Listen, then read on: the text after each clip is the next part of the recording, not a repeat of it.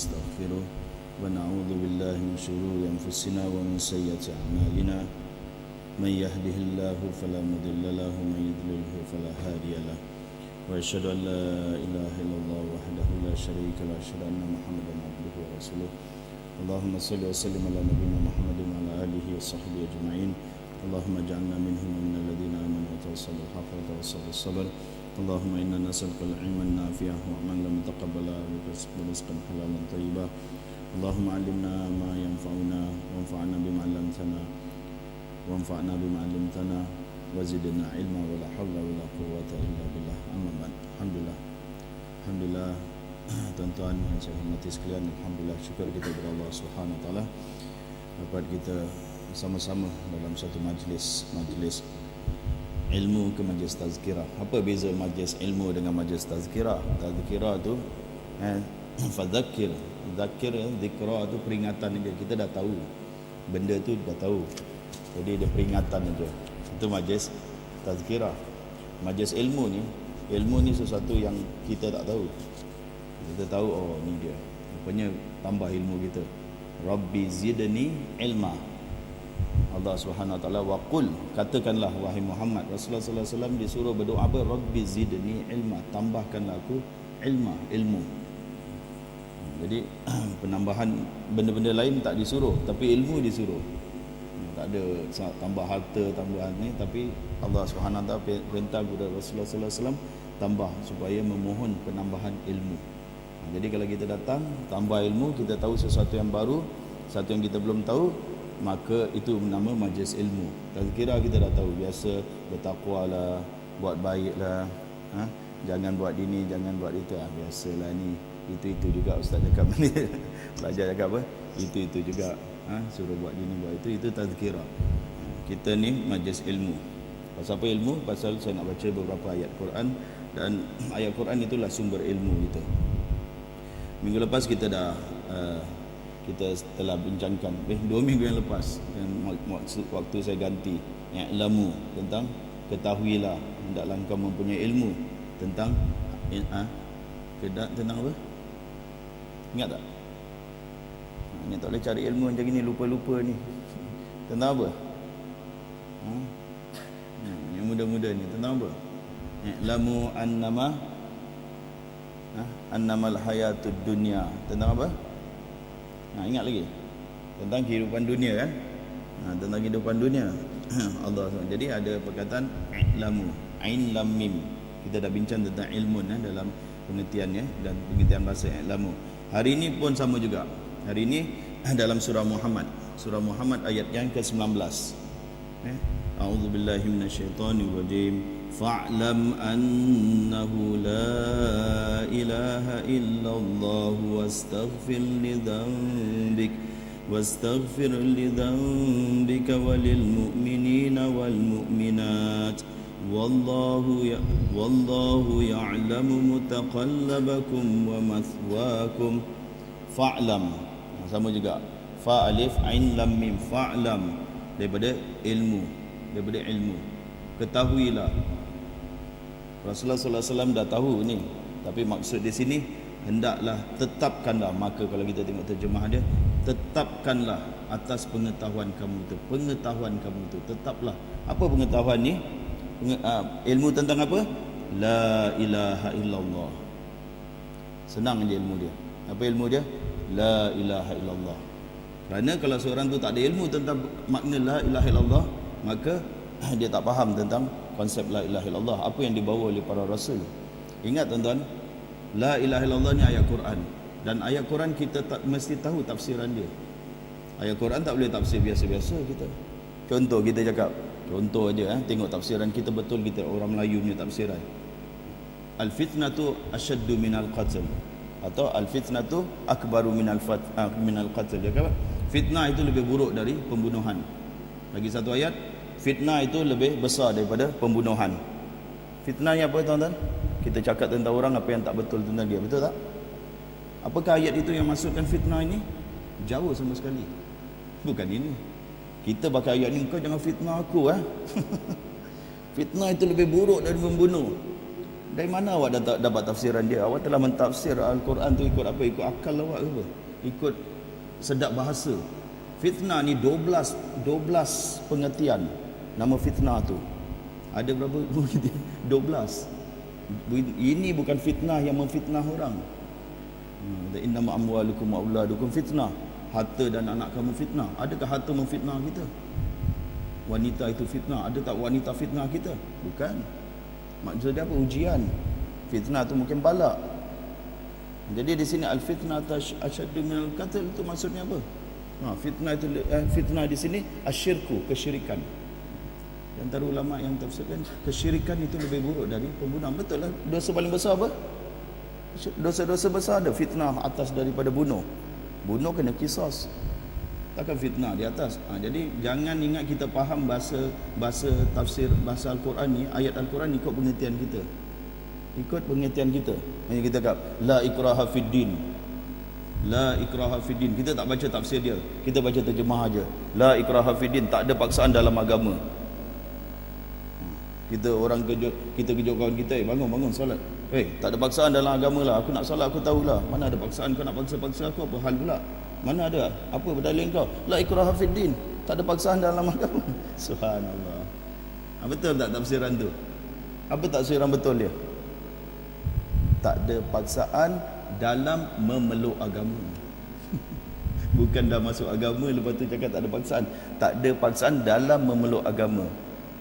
Kerana awak kalau Muslim, kalau pemerintahan Islam, orang tak solat, apa jadi dia?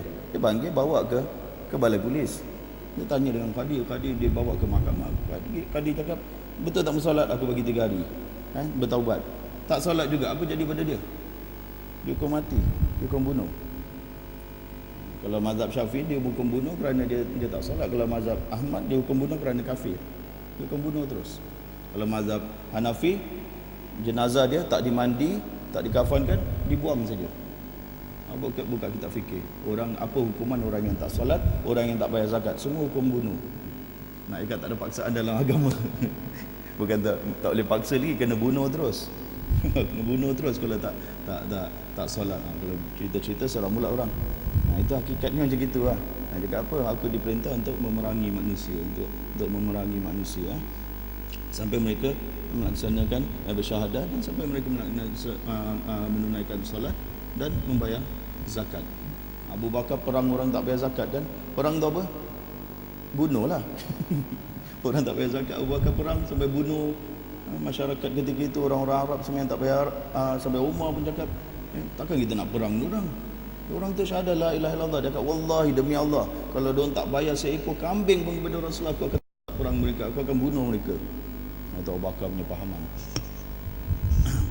Jadi jangan ingat kita dah faham. Kita kalau ingat kita tak tahu, kita ingat kita dah tahu, kita tak belajar ilmu. Itu masalah orang kita ni. Bila kita ingat kita dah tahu, kita tak akan belajar. La ilaha illallah, aku dah tahu lah. Apa makna dia? Aku tahulah. Kita cakap manusia tu 4 martabat. Dia ada jahil murakab, tak tahu tapi action tahu. Tak tahu tu dah satu musibah. Dia tak tahu yang dia tak tahu. Al-musibatu akbar, lebih besar musibah dia. Dia tak tahu yang dia tak tahu. Jadi dia tak menuntut ilmu. Dia akan semua take for granted. Aku dah tahulah, aku dah tahu dulu, aku dah belajar.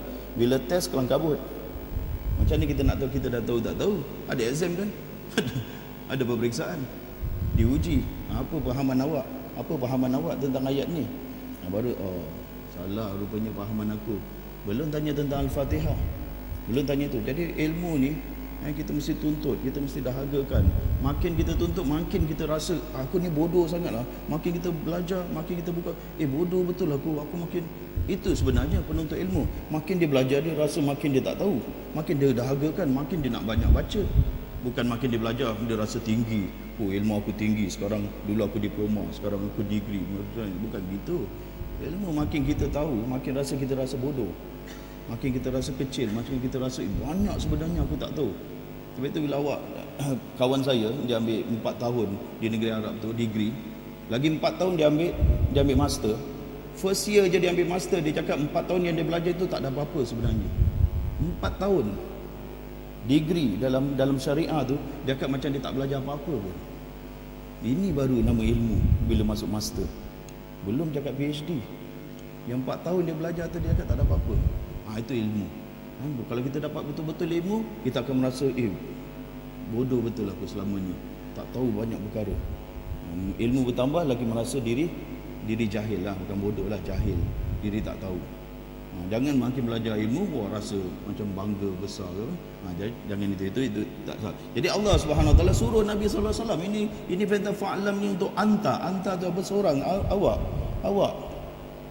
suruh Nabi sallallahu alaihi wasallam fa'lam, ketahuilah, tetaplah atas pengetahuan ni. Nabi sallallahu alaihi wasallam disuruh la ilaha illallah. Jadi kita akan bincang tentang kalimah la ilaha illallah. Pasal kalimah la ilaha illallah ni di bahasa Arab. Bahasa Arab ni tak sama dengan bahasa Melayu. Totally tak sama. Kalau kita cakap Bismillahirrahmanirrahim, dengan nama Allah, yang maha pengasih, maha penyayang, atau yang maha pemurah, atau maha penyayang. Okey.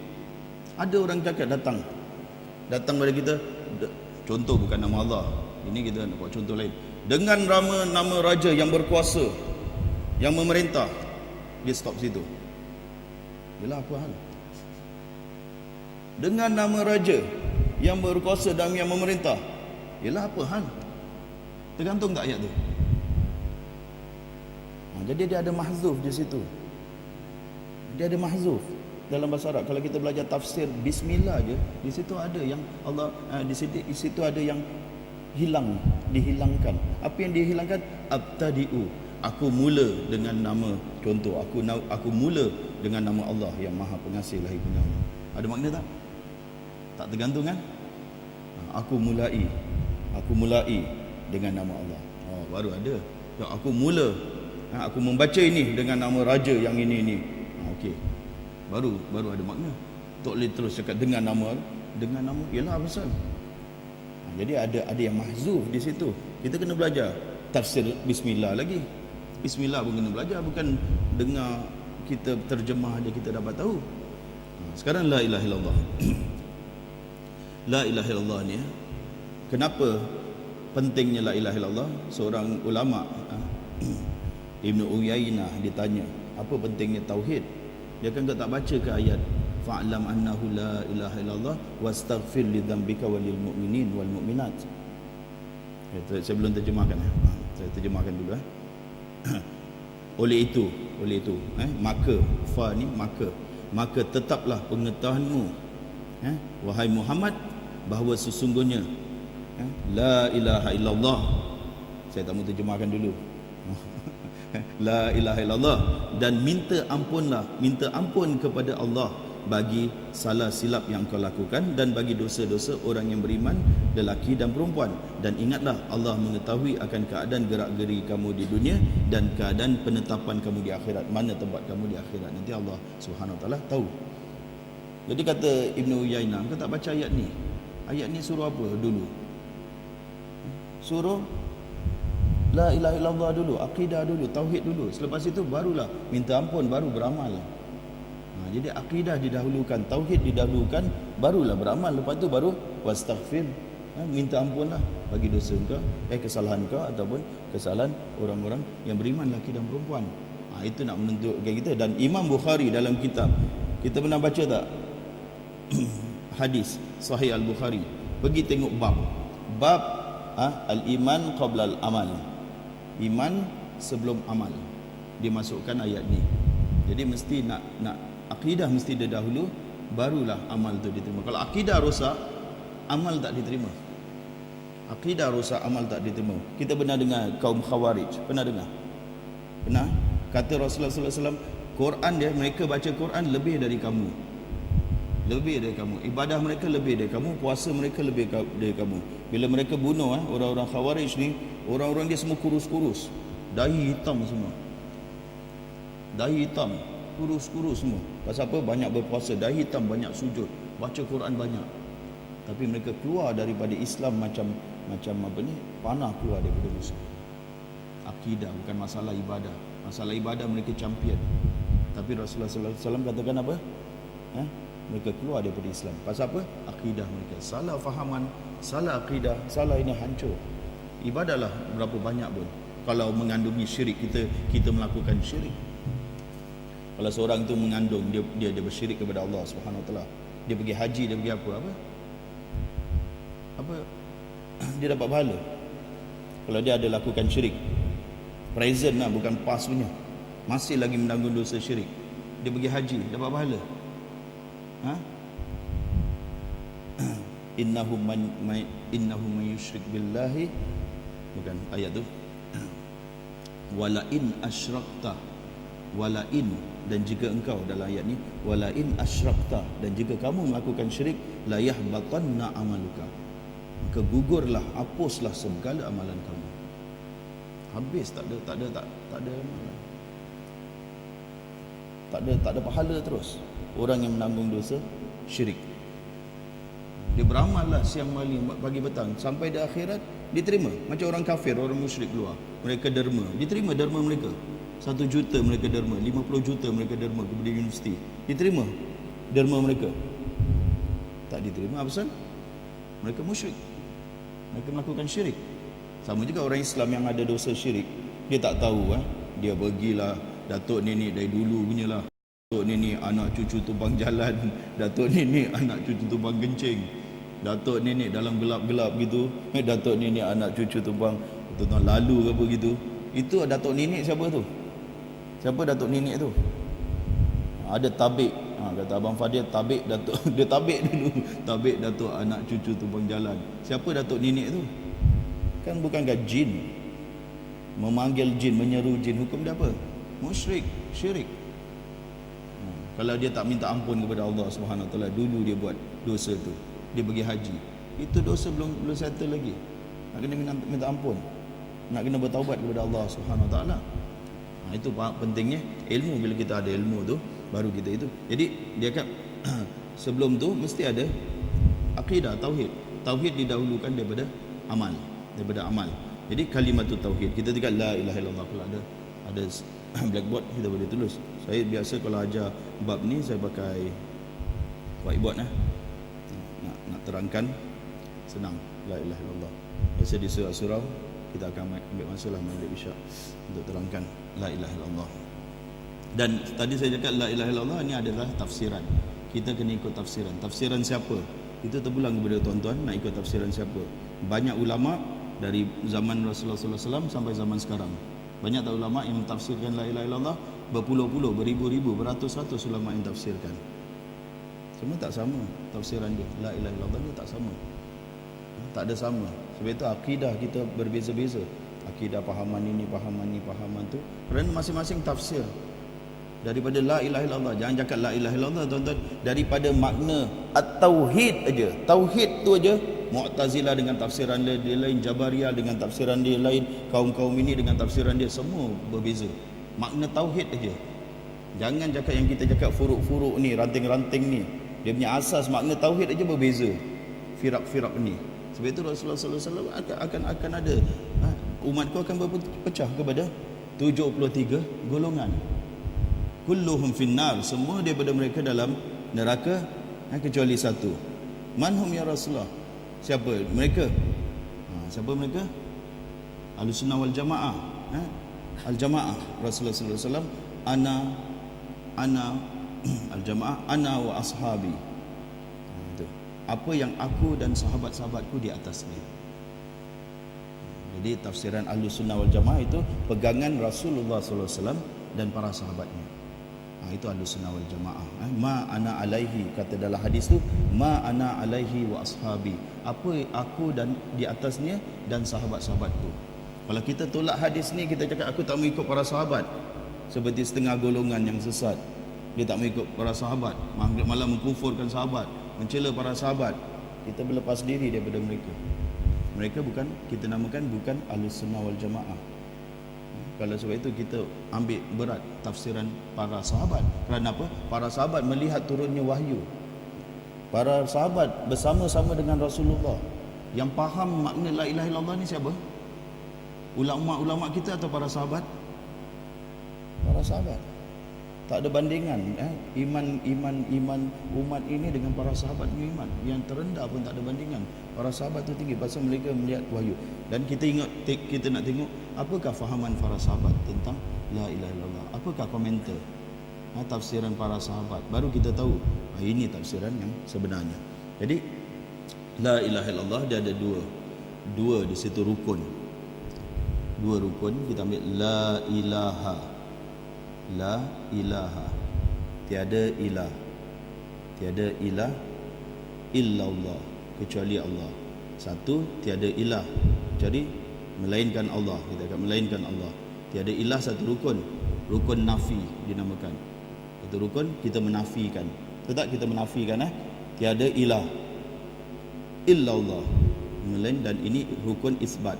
Isbat ni kita menetapkan. Ni semua dah belajar ni ni apa ni, ulangan dia. Isbat ni menetapkan, kita menetapkan hanya Allah saja. Tiada ilah melainkan Allah. Dan la ni dinamakan dalam bahasa Arab la nafi anil jins. Sebab itu ilaha asalnya ilahun, kita tahu baris ilaha, la ilaha asalnya ilahun. Kenapa dia cakap ilaha? Pasal ada la nafiyah. La menafikan segala jenis. Kita menafikan segala jenis ilah, dan kita menetapkan Allah saja. Kita menetapkan Allah. Saya nak tengok awak punya pahaman betul ke tidak. Saya test dulu pahaman awak. Kalau saya tanya, ada tak ilah, wujud tak ilah selain Allah di muka bumi ini?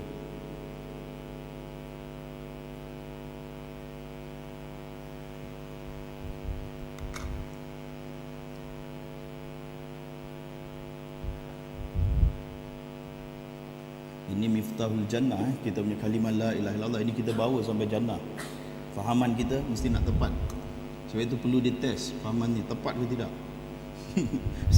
Benda ni apa saja yang rosak, apa yang tak kisah, jangan benda ni. Jangan kalimah ni. Dia kalimah tu tauhid. Ini kalimah yang dibawa oleh para rasul semenjak Nabi Adam sampai. Itu kalimah tu tauhid. Nak tepat-tepat, jangan main-main perkara ini, kerana dia miftahul jannah. Ada seorang tu ditimbang dosa dia, scroll jela-jela kejahatan dia berjela-jela, ditimbang banyak betul kejahatan, tak ada amalan pun dia buat. Ini hadis sahih tak ada amalan pun dia buat. Lepas tu okey, dia letak ini kejahatan dia, timbangan memang berat dah. Lepas tu dia cakap cari ada ke tak kebaikan pada diri dia. Malaikat cakap tak ada pun ya Allah, tak ada pun. Allah cakap cuba cari, mungkin ada kebaikan. Keluar nak cakap yang tadi tu kertas yang panjang sekali, buku-buku ni secarik kertas saja, cik je, tapi mengandungi la ilaha illallah. Orang ni cakap apa yang boleh dibuat, dia macam putus asa lah. Dia cakap apa yang sekertas ni, secarik kertas ni boleh lakukan, nak timbang dengan amalan aku yang jahat ni, kejahatan aku ni. Allah kata tak apa, pada hari ini kau tidak dizalimi, jangan takut, kau tidak dizalimi. Letak, bila letak aja terbang terus. Dalam hadis tu terbang terus, kalah terus. Beratnya apa? La ilaha illallah. Jadi la ilaha illallah itu very very important, penting sangat untuk kita faham betul-betul, sehingga kan ini yang kita bawa ke syurga nanti. Biar apa hilang daripada kita, jangan kalimah la ilaha illallah. Biar kita buat dosa macam tak suruh buat dosa lah, dosa macam mana menggunung tinggi pun, tapi la ilaha illallah kita masih suci, pure, intact. Kita jaga dia, la ilaha illallah kita. Itu lain semua Allah boleh ampun. Boleh ampun dia, la ilaha illallah kita. Okey. Ada tak?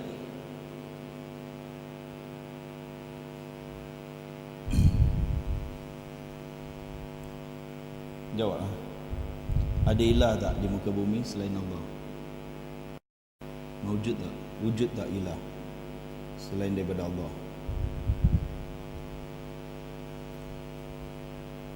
Tak ada. Tak ada. Ni awak punya akidah, bukan saya punya akidah. Ni awak punya kefahaman. Awak betul make sure. Sebab awak tak sure, awak tak tegas. Tak ada Ustaz. Saya dah belajar ni. Saya dah bahas dulu berjam-jam masalah ni. Ada? Tak ada?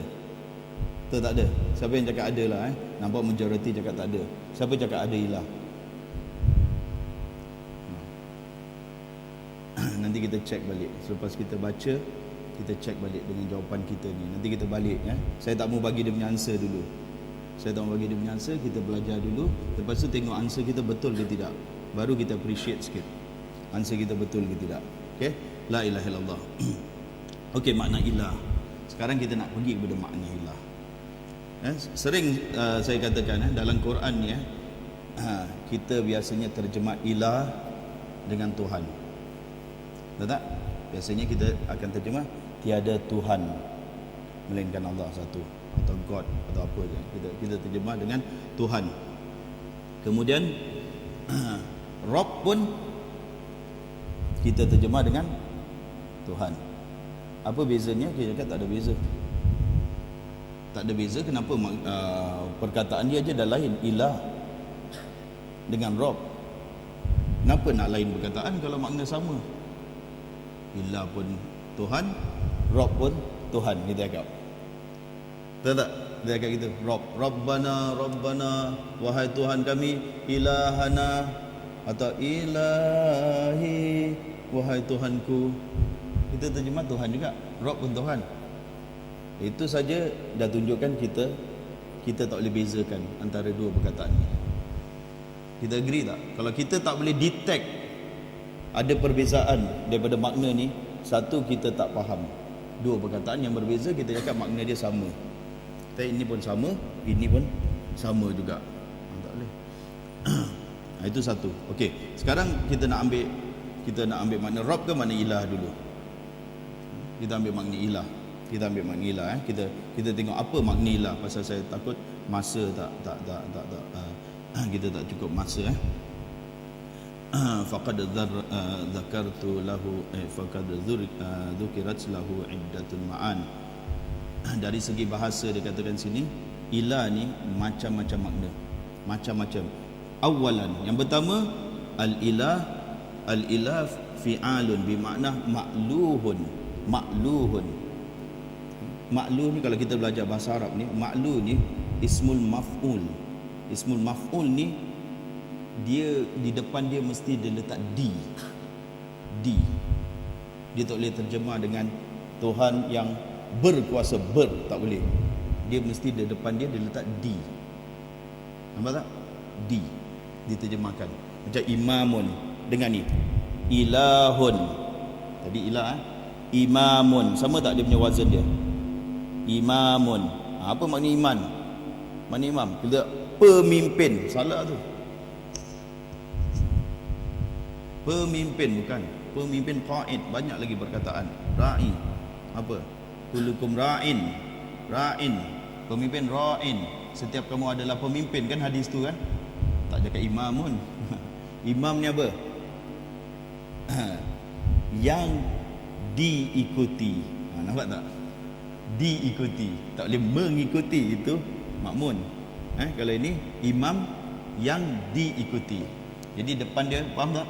Mesti ada di. Kalau awak terjemah ilah tanpa di depan dia, salah. Depan dia ma'luh. Ma'luh ai ma'bud. Ma'bud itu yang disembah, yang diibadah. Di depan dia, yang disembah. Faham? Kalau kita nak terjemah, disembah. Jadi kalau seorang itu cakap dia menyembah ilah, dia menyembah yang disembah. Dia beriman kepada dia mentauhidkan ilah, dia mentauhidkan yang disembah. Fal ilah huwal ma'budun. Ini tafsiran siapa? Fal ilahu idzan ala makna ma ruwiya. Yang demikian itu, maka ilah di sini makna dia apa yang diriwayatkan an Ibnu Abbas, daripada Ibnu Abbas. Ibnu Abbas ni siapa? Siapa? Sahabat, menantu Rasulullah ke? Ibnu Abbas. Ibnu Abbas pun itu macam mana ni? Ibnu Abbas ni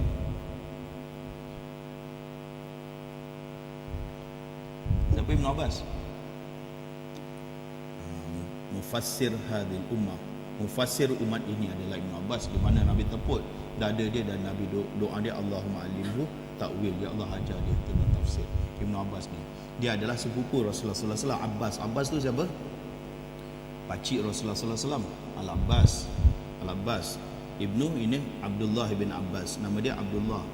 singkatannya Ibn Abbas. Ibn Abbas kata ma riwaya an Ibn Abbas walladhi ya'luhu kullu syai'un wa ya'buduhu kullu khalqin wallahu dzul uluhiyah wal ma'budiyah ala khalqihi ajma'in. Dialah yang disembah oleh setiap sesuatu. Setiap sesuatu itu menyembah dia, wa ya'buduhu kullu khalqin, dan disembah dia yang disembah, yang setiap makhluk itu menyembah dia. Maka Allah dialah yang memiliki sifat-sifat uluhiyah, iaitu sifat-sifat yang penyembahan yang disembah, ala khalqihi, ke atas makhluknya, ajma'in, semuanya. Ini Ibn Abbas yang tafsirkan ilah tu adalah disembah, yang disembah kalau kita nak itu. Kedua, itu satu makna, banyak ni. Yang kedua adalah hairan, tahayyara. Kita hairan terhadap Allah Subhanahu Wa Taala, terhadap sifat-sifat Allah. Itu hairan. Kita ambil hairan. Yang ketiga, makna ilah ni adalah ma'khudun min ilahi kata al-ajab. Kita kembali, seperti anak kucing itu kembali kepada mak dia. Tempat kita kembali. Atau itu yang ketiga. Keempat pula mustaq. Mustaq tu adalah seorang yang kita rindui. Kita rindu sangat terhadap dia. Ini Allah, kita rindu Allah kan. Jadi ilah. Kemudian tempat yang tentram hati kita. Hati kita tentram ni terhadap ilah ni. Ini kalau kita ingat Allah, kita tentram. Jadi yang keenam pula, tempat yang kita arah, tuju, tempat arah, tempat tuju pun dinamai ilah. Ketujuh pula, yang tempat yang tinggi. Tempat yang tinggi juga makan ilah juga. Okey. Dah 7 makna ilah aja. Habis nampak tak? Jadi mana makna ilah? Jadi ulama Arab ni biasa, dia akan keluarkan semua makna. Satu perkara ni macam tahara, dia akan keluarkan, macam solat, dia akan keluarkan apa makna-makna dia. Ini biasa kalau kita belajar apa ni, ilmu lugah kan. Dia akan keluarkan, tapi mana makna? Kalau kita cari kamus, balik cari kamus, apa kataba, balik cari kamus. Tengok makna dia macam-macam makna, bukan satu. Macam-macam makna. Mana satu yang aku nak pilih ni? Mana yang sesuai dengan teks ni? Kita pilih, yang ini menulis. Rupanya jamaah mengumpul tak sesuai, gini macam-macam. Jadi satu perkataan tu macam-macam makna. Ni satu perkataan tadi kita cakap berapa? 6 ke 7? 7 makna. Jadi wa qad rajjaha jama'atun minal ulama al-qaulal al-awwala. Sungguh jemaah daripada para ulama telah rajjaha, tarjih, telah mengambil pendapat yang pertama, iaitu al-ma'bud, yang disembah. Wa anna lafzal jalla jalalu Allahu mustaqim min ilah ya'lu. Dan nama Allah pun, ni nama Allah lagi sekali ini banyak ilmu kita nak belajar ni, nari dapat banyak punya insya-Allah. Nama Allah ada yang cakap mustaq. Mustaq ni ada root word dia. Root word dia daripada apa? Daripada ilah. Jadi Allah ni yang disembah, the God, bukan the God worship the only one being worship macam gitulah. Worship itu ada al-ilah jadi Allah, dia tambah alif lam je. Ilah pun dia tambah alif lam jadi Allah. Itu satu. Lagi satu dia kata ghairu mustaq. Ini pendapat Imam Syafi'i. Nama Allah ni tak ada kata terbit. Tak ada root word dia, tak ada kata terbit. Dia Allah sudah. Itu nama Allah. Nak terjemah God tak boleh. Nak terjemah Tuhan tak boleh. Tuhan yang Esa tak boleh. Nama Allah. Sebab itu jangan pakai nama Allah. Wah, ini dah masuk bab lain pula. Pasal itu nama Allah, nama dia. Allah tu kan makna dia Tuhan, tak, bukan. Itu nama dia. Macam punya nama. Macam nama kita lah. Kadang nama kita pun tak ada makna pula. Nama apa entah kan. Iba ke apa nama Iba. Apa makna Iba ni Iba tahulah. Iba. Itu nama dia lah, nama si fulan tu lah, Iba tu. Nama dia contoh. Jadi Imam Syafi'i cakap macam Quran pun gitu juga. Dia cakap ghairul mustaq. Quran macam Injil, apa daripada perkataan mana? Apa kata terbit Injil? Tak ada. Taurat apa? Tak ada. Macam gitu jugalah dengan Allah. Jadi ada dua. Yang ini yang kita ambil pendapat yang dia cakap makna ilah tu, makna nama Allah itu diambil daripada ilah, yang disembah. Ya? Tapi ada alif lam di situ. Kalau kita belajar alif lam ta'rif di situ. Okey, qala Raghib Al-Asfahani, ini seorang ulama, al-ilah iaitu ma'budun lahum, yang disembah. Kemudian Ibnu Manzur, ini ulama bahasa lah, Al-Ifriqi, dia kata al-ilah ini adalah sama juga al-ma'bud. Okey, sekarang balik pada soalan. Ini waktu pun singkat, saya tak mau rob ni nanti lain satu masa. Ada tak ilah di muka bumi ini selain Allah? Terjemahkan ilah tu. Ada tak benda yang disembah selain Allah? Ada tak yang disembah selain Allah? Come on lah, ada ke tidak? Hanya Allah disembah di muka bumi ni. Hanya Allah saja disembah di muka bumi ni. Tak ada benda yang disembah di muka bumi ni. Orang cakap be practical lah. Ada tak? Ada tak? Ada ke tidak? Adalah. Sudah banyak Tuhan-Tuhan yang disembah. Ada tak? Kita orang Melayu sensitif sangat, takut nak cakap Tuhan. Kalau kita cakap Tuhan aja refer to Allah. Tak begitu. Kalau cakap Tuhan, kau cakap itu Tuhan kau, kau macam mana boleh cakap Tuhan ni? Tuhan itu untuk Allah. Word eksklusif, Tuhan itu untuk Allah. Kalau dia cakap word Allah untuk Allah, okeylah. Dia cakap word Tuhan itu eksklusif untuk Allah. Siapa cakap?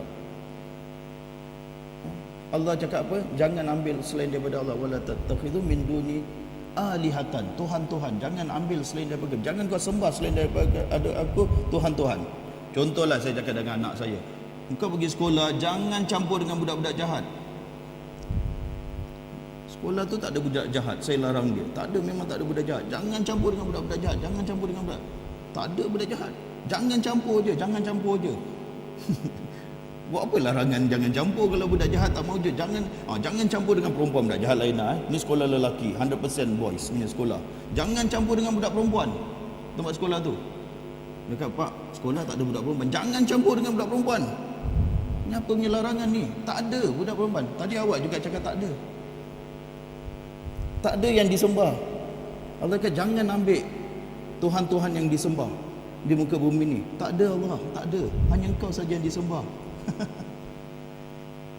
Kan kelakar kan makna dia kan? Nampak tak? Ada tak Tuhan-Tuhan yang disembah? Ada ke tidak? Ada Tuhan-Tuhan. Yang kita jangan takut nak pakai word Tuhan. Kita bukan maksud Tuhan yang itu tu Allah. Tuhan-Tuhan. Kalau nak cakap small t ya, big T, T yang besar capital letters tu, itu untuk Allah. Kita punya small t punya, itu untuk Tuhan-Tuhan selain daripada Allah. Ada tak dalam Quran perkataan Tuhan-Tuhan selain daripada Allah? Aliha, ilah. Jadi yang kita nafikan, ada ke tidak benda yang kita nafikan? Baru masuk akal bila kita nafikan tiada Tuhan. Tapi kalau kita cakap tiada Tuhan yang disembah, berarti apa? Tiada Tuhan yang disembah melainkan Allah, berarti apa? Yang disembah hanya Allah. Salah juga. Dan kalau kita cakap, dengar ni ayat ni, kalau kita terjemahkan, ini serius ni. Tiada Tuhan yang disembah melainkan Allah. Berarti apa saja yang disembah itu Allah. Betul tak? Tiada pelajar dalam masjid ini melainkan Ahmad. Jadi semua tu Ahmad. Kita cakap macam gitu. Betul tak? Jadi apa yang ditambah? Kalau kita tengok tafsiran, kalau kita tengok tafsir pimpinan Ar-Rahman, refer back pimpinan Ar-Rahman, tadi ayat tadi saya bacakan, saya cakap saya tak mau terjemahkan. Maksudnya apa? Oleh itu maka tetaplah pengetahuanmu wahai Muhammad bahawa sesungguhnya tiada Tuhan yang berhak disembah. Tiada Tuhan yang berhak disembah melainkan Allah. Kena tak? La ma'buda bihaqqin illallah. Tiada yang berhak disembah melain Allah. Nampak? Isu dia kalau kita cakap tiada ni, lagi sekali tu saya balik semuanya. Kenapa kita salah faham? Kita menafikan apa? Wujudnya Tuhan, wujudnya Tuhan. Tapi kalau dalam ikut tafsiran sebenar, kita menafikan apa? Hak adakah keberhakan? Apa? Keberhakan, rights lah. Kelayakan lah. Kelayakan Tuhan-Tuhan. Yang kita menafikan bukan tak ada. Tapi yang aku cakap la ni, tiada yang layak disembah melainkan Allah. Kita menafikan apa? Kelayakan, bukan kemaujudan dia, kewujudan dia. Biasa kita yang tadi tu kita menafikan tiada Tuhan yang wujud melainkan Allah. Tapi yang kalau kita tengok dari sudut Ibn Abbas pun cakap tiada Tuhan yang layak disembah melainkan Allah. Jadi kita menafikan kelayakan dia. Macam kita cakap, macam contoh saya ada CD, banyak CD. CD banyak di sini. Cakap ada CD tak? Cakap tak ada CD lah. Tak ada CD kecuali CD ni. Maksud saya tak ada CD yang original kecuali CD ni. CD banyak, tapi yang original satu aja. Yang original ni aja. Jadi Allah tu banyak Tuhan-Tuhan palsu. Kita menafikan. Ada Tuhan tak selain Allah? Memang ada, tapi mereka itu semua palsu melainkan Allah. Mereka ada Tuhan-Tuhan. Jadi kita menafikan la di sini, kita menafikan kelayakan mereka. Macam contoh banyak imam di sini. Banyak imam di sini, kita kata tiada imam kecuali Imam Yusuf. Tiada imam di situ. Banyak imam, itu semua tak pakai lah. Contohlah, itu semua imam tak boleh pakai punya. Ada imam tak? Tak adalah, Ustaz Yusuf je ada. Aku tengok banyak imam-imam, itu semua tak boleh pakai punya imam. Itu tak sedap macam Ustaz Yusuf. Contohlah. Kita cakap macam itu. Jadi kita menafikan kelayakan mereka. Tapi mawujud tak? Mereka wujud tak? Wujud. Itulah makna satu, la ilaha illallah. Kalau kita menafikan kewujudan mereka, tak masuk akal. Depan awak berhala-berhala semua. Keluar aja berhala, sana banyak berhala. Cakap tak ada Tuhan melainkan Allah. Allah kejam mata. Macam mana nak kata tak ada Tuhan, tak ada Tuhan melainkan Allah? Macam mana awak nak kejam mata? Depan awak Tuhan palsu ni, Tuhan berhala. Awak nak cakap apa? Kalau awak cakap tiada Tuhan. Sebab itu bila message ni Rasulullah SAW bawa itu, mereka geram sangat. Mereka marah, panas telinga orang-orang musyrik tu. Rasulullah datang, tiada Tuhan yang berhak, tiada Tuhan yang layak disembah melainkan Allah. Marah tak mereka?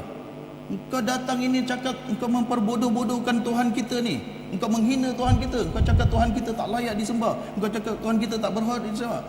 Marah tak? Itulah mesej la ilaha illallah. Itu buat orang kafir tu bila dengar Rasulullah SAW cakap la ilaha illallah tu, mereka panas. Kerana mereka faham, Abu Jahal faham, Abu Lahab faham tentang perkataan la ilaha. Walaupun simple je la ilaha illallah, mereka faham Muhammad telah menghina Tuhan kita. Padahal saya dulu belajar macam mana Nabi menghina Tuhan dia, Nabi mencerca Tuhan dia. Nabi tak ada cakap apa-apa pun. Nabi tak ada maki, tak ada hina, tak ada merendahkan Tuhan mereka, tak ada sebut pun nama Tuhan mereka. Cuma Nabi cakap la ilaha illallah, padan lah dia marah. Bila dah belajar, padan lah dia marah. Ada tak awak semua banyak engineer sini? Saya datang, tak boleh pakai engineer. Seorang aja yang layak jadi engineer. Seorang aja yang layak jadi engineer. Jadi itu aja. Marah tak? Kita belajar ni, kan nak cakap kan kita cakap kita tak semua tak berhak jadi engineer. Saya datang, semua tak berhak jadi engineer. Korang ni jadi postman sudahlah. Gitu. Mengamuk kita. Pasal dia telah mencabar kita punya kelayakan. Itu makna la ilaha illallah. Ini salah satu tafsiran. Awak boleh ikut tafsiran yang awak nak ikut, terpulang pada awak. Kita diberi akal, kita menimbang banyak tafsiran. Ada orang tafsiran la maujuda illallah, tiada yang maujud melainkan Allah. Saya tak kata tak salah lah, itu pada saya itu lagi satu tafsiran. Tapi kalau nampak Ibn Abbas dan Ibn Jarir At-Tabari dan ulama-ulama tafsir semuanya mentarjihkan, memilih tafsiran ini.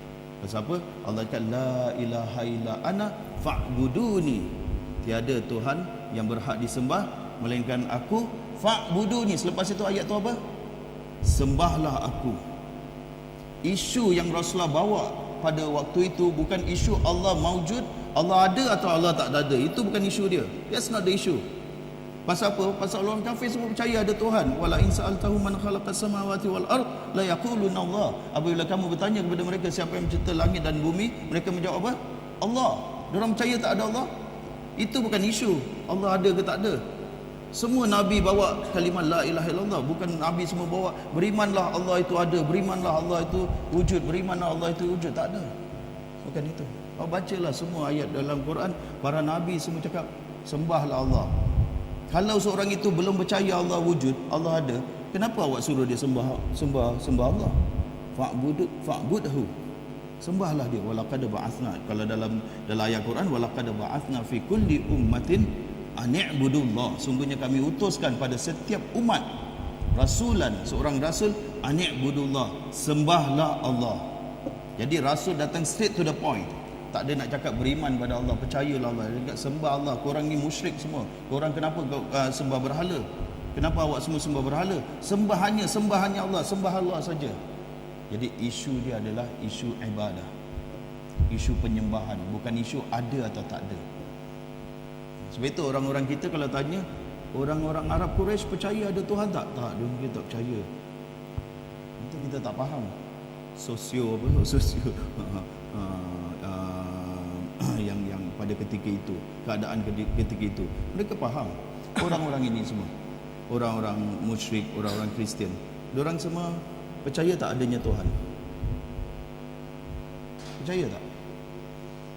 Saya pernah budak darjah 3 ni Cina. Saya tanya, who create you? Siapa buat engkau? Ini tak payah ajar tauhid. God lah. Dia kata apa? God lah. Ini nak cakap apa? Dia tak percaya Tuhan. Who create you? Saya tanya terus terang, saya nak tahu betul tak Allah ni. Sebab itu dalam bila Allah mengazab mereka, mereka tak ada hujah, mereka tahu ada Tuhan. Mereka tahu ada Tuhan, tapi mereka tak mau menyembah Tuhan ini. Sebenarnya seorang Jerman bila 2-3 minggu yang lepas, kenapa dia tak mau pilih agama ke religion, saya pergi dengan dia kata, I don't want to commit myself, I don't want restriction. I know there's God, I know ni, but I don't want to restrict myself to one religion lagi. Atau I don't want to my freedom tergadai freedom dia tergadai gitu.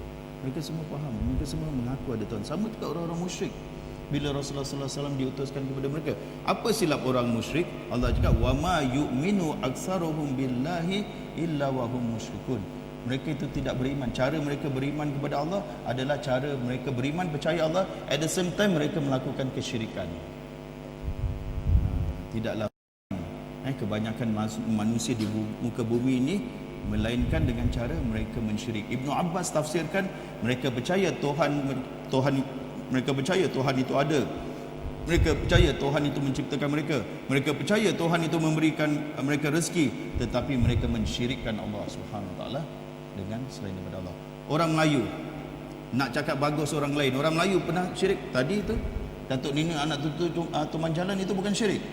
Syirik Allah dengan keris, syirik Allah dengan bomo, syirik Allah dengan ini. Banyak lagi orang Melayu punya syirik. Syirik Allah dengan kubur, minta pada kubur gini semua. Bukankah syirik? Orang-orang ni yang pergi kubur, yang minta nombor kepada kubur, dia percaya tak Allah tu ada tak? Apa jadi pada iman dia? Habis. Dia orang bukan kalau nak panggil betul musyrik panggil. Tak ada panggil muslim lagi. Bal huwa musyrik. Bahkan mereka itu adalah musyrik. Senang kata macam gitu. Lagi, taklah, dia percaya ada Tuhan. Dia percaya ada Tuhan. Subhanallah. Abu Jahal pun percaya ada Tuhan. Abu Lahab pun percaya ada Tuhan. Mana ada orang Arab yang tak percaya ada Tuhan? Mana ada kaum etis yang tak percaya ada Tuhan pada waktu itu? Semuanya percaya ada Tuhan. Jadi isu adalah kesyirikan mereka kepada Allah Subhanahu Wa Taala. Nampak tak? Kita nampak tak? Jadi kalimah ini strong, keras sekali. Bila diucapkan aja. Sekarang ini contohlah ada perhimpunan di antara ini tak ada azan.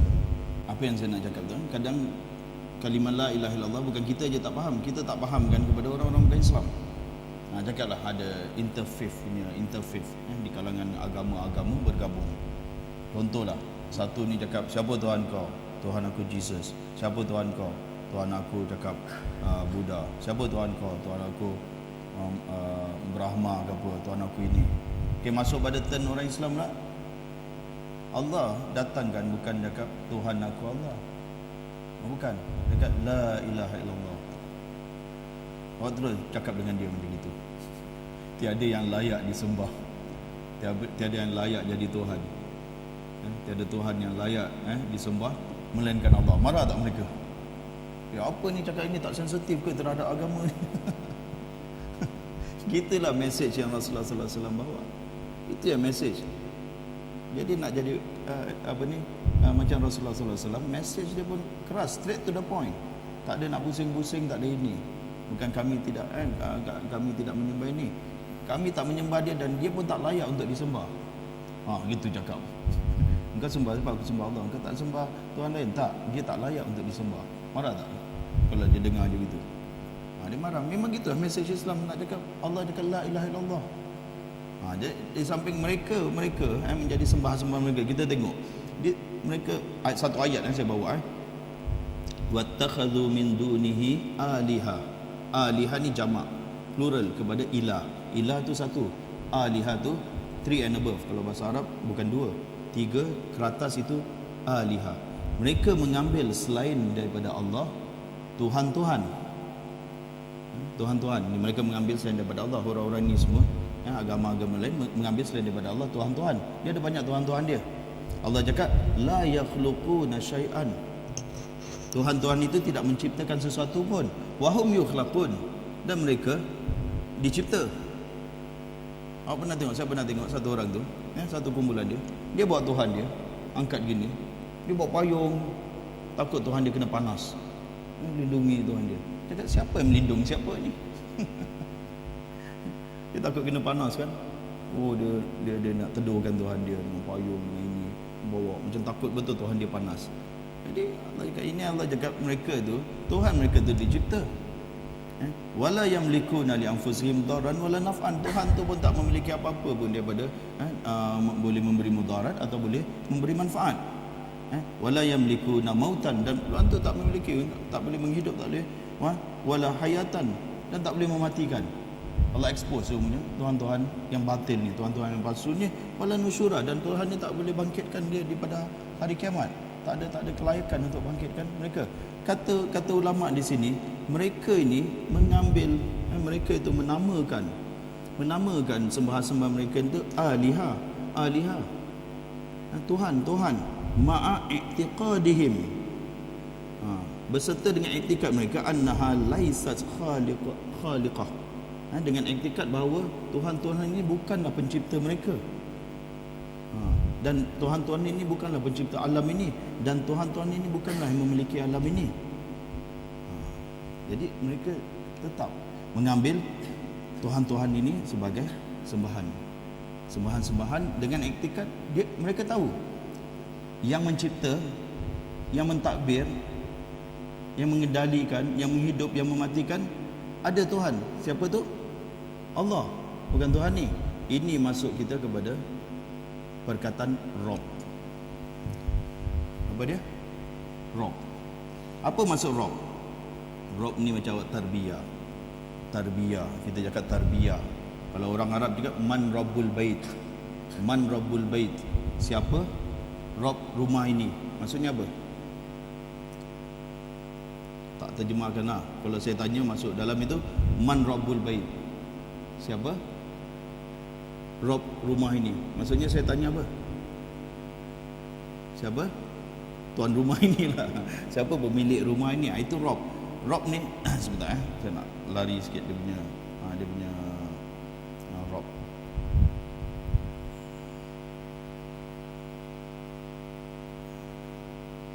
Ni dia. Makna Rob awalan bermakna malik. Malik ni pemilik. Malikus syai' wa sahibuhu.